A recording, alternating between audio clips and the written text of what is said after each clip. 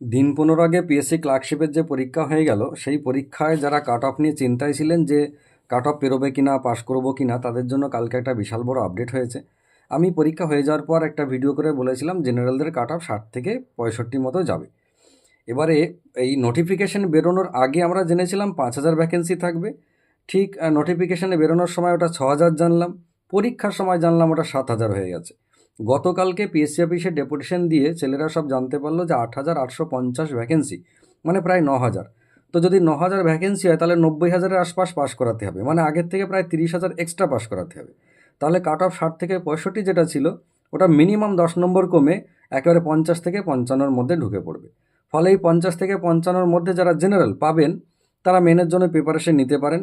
এবং যারা reserve category আছেন তারা সেইভাবে আন্দাজ করে নিয়ে কম নাম্বার ভেবে তারা কিন্তু মেনের জন্য প্রিপারেশন নিতে পারেন।